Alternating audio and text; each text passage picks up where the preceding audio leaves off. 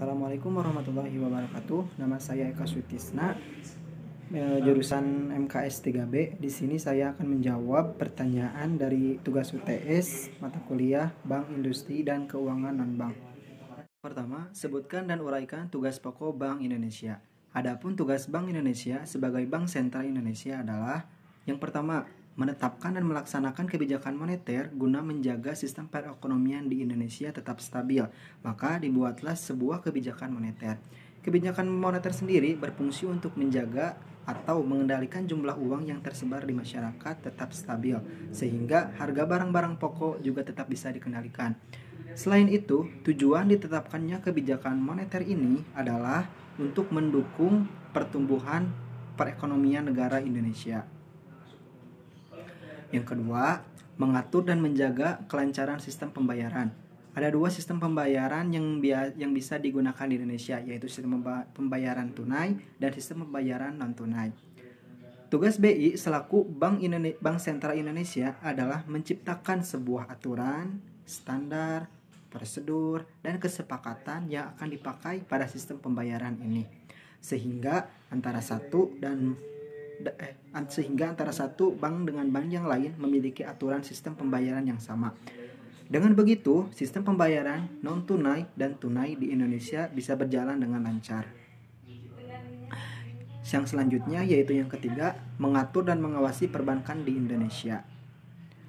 Tujuan dari pengawasan ini adalah untuk menciptakan kestabilan dalam sistem keuangan Indonesia, serta membatasi resiko dan juga biaya krisis sistematik yang mungkin akan muncul di kemudian hari.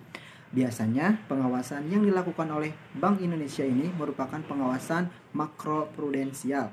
Dengan tugas yang dimiliki oleh Bank Indonesia ini, maka sistem keuangan di Indonesia bisa tetap stabil untuk jangka waktu yang lama.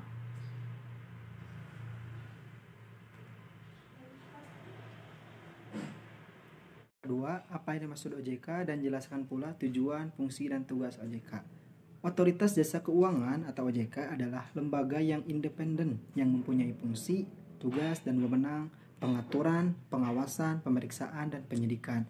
OJK dibentuk berdasarkan Undang-Undang Nomor 21 Tahun 2011 yang berfungsi menyelenggarakan sistem pengaturan dan pengawasan yang terintegrasi terhadap keseluruhan kegiatan di dalam sektor jasa keuangan. Tujuan OJK yang pertama, mendorong kegiatan sektor jasa keuangan agar terselenggara secara teratur, adil, transparan, dan akuntabel. Yang kedua, mewujudkan sistem keuangan yang tumbuh secara berkelanjutan dan stabil. Yang ketiga, melindungi kepentingan konsumen dan masyarakat. Fungsi OJK menyelenggarakan sistem pengaturan dan pengawasan yang terintegrasi terhadap seluruh kegiatan di sektor keuangan. Tugas OJK melaksanakan tugas pengaturan dan pengawasan terhadap 1. Kegiatan jasa keuangan di sektor perbankan serta non-perbankan. Yang kedua, kegiatan jasa keuangan di sektor pasar modal. Dan yang ketiga, kegiatan jasa keuangan di sektor perasuransian dana, pensiun, lembaga pembiayaan, dan lembaga jasa keuangan lainnya. Selanjutnya, saya akan menjelaskan pengertian pasar modal syariah, perbedaan suku, saham, dan reksadana, dan bagaimana mekanisme transaksinya di pasar modal syariah. Pasar modal syariah merupakan kegiatan pasar modal yang tidak bertentangan dengan prinsip syariah di pasar modal. Kemudian juga terdapat produk dari pasar modal syariah. Yang pertama saham, yang kedua sukuk, dan yang ketiga reksadana syariah. Kemudian saya akan menjelaskan perbedaan dari ketiga produk syariah tersebut. Yang pertama ada saham.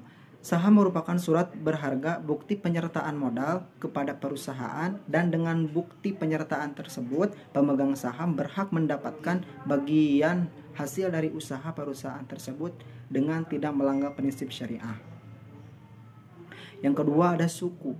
Merupakan istilah baru yang dikenalkan sebagai pengganti dari istilah obligasi syariah, Islamic bond. Obligasi syariah di dunia internasional dikenal dengan sukuk.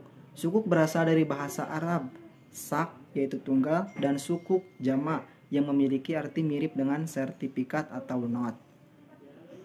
Obligasi syariah atau sukuk merupakan surat berharga efek merupakan penyertaan modal yang diterbitkan oleh penerbit sukuk dan dilakukan sesuai prinsip syariah. Yang ketiga, yang terakhir ada reksadana syariah. Reksadana syariah merupakan ruang untuk menghimpun dana dari pemodal yang dikelola dan diinvestasikan oleh manajer investasi atau yang lebih disingkat yaitu MI.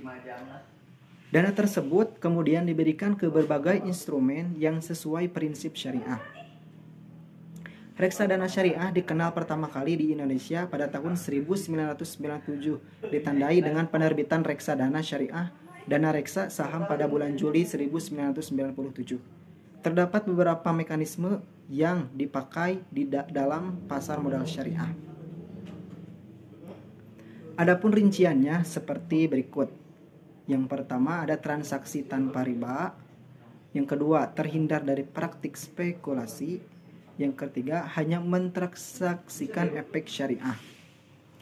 Emiten yang tergolong syariah, transaksi menggunakan akad. Bolehkah asuransi dibawa di tengah jalan?